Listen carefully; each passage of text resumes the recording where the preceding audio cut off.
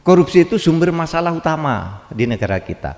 Mengapa di Indonesia nih demokratisasi tidak mempan?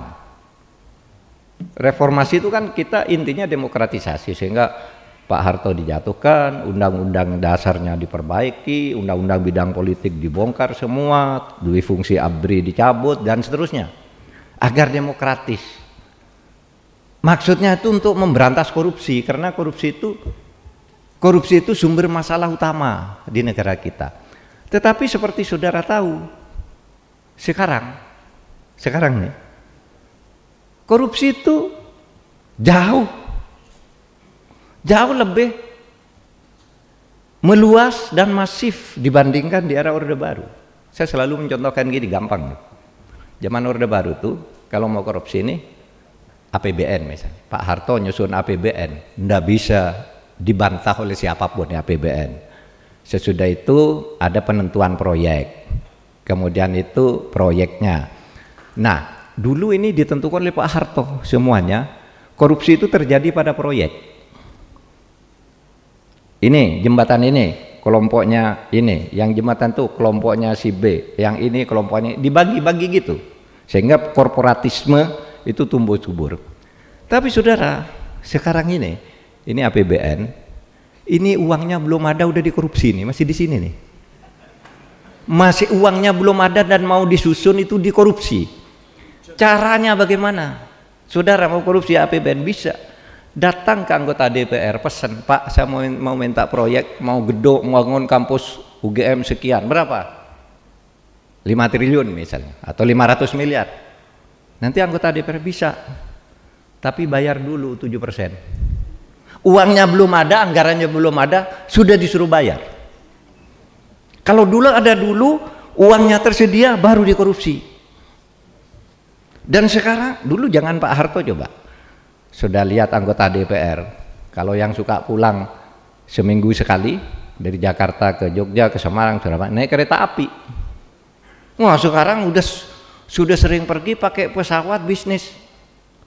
Belum lagi kadang-kala charter pesawat hanya untuk makan ke Jogja juga. Saya ingin makan gudeg ke Jogja, saya makan siang ke Jogja sebentar, bawa pesawat balik lagi.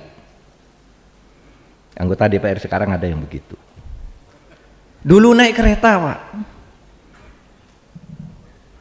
Jadi sekarang semakin meluas. Dan itu persoalan kita, sehingga kalau ditanya, Pak, mengapa zaman Orde Baru itu kok korupsinya sedikit, sudah dibilang besar, sekarang besar ke orang tenang-tenang aja gitu. Tenang-tenang aja tuh maksudnya apa? Kadang-kala ada berita korupsi 50 miliar, 60 miliar, kita enggak kaget lagi. Dulu zaman Pak Harto, saudara, dengar ada korupsi 10 miliar, kaget itu. Sampai menjadi bom ketika ditansil 1,2 triliun. Tapi hampir jarang bicara ratusan miliar korupsi zaman Pak Harto, itu paling miliaran, puluhan miliar. Itu pun sudah dianggap parah. Nah sekarang kita tiap hari tuh 300 miliar, oh itu 6 triliun, oh itu 800 miliar, banyak sekali. Dan itu saudara terjadinya meluas, pusat, daerah, kanan, kiri.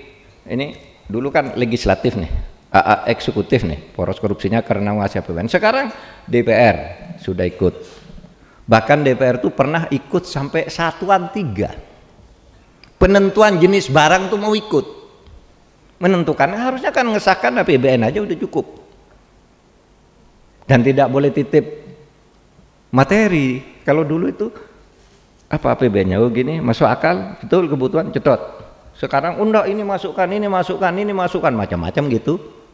Yaitu bagian dari demokrasi yang dulu diinginkan agar DPR lebih maju, tetapi sekarang itu tadi nomokrasinya tidak bisa mengimbangi, sehingga apa yang terjadi, indeks persepsi korupsi kita turun.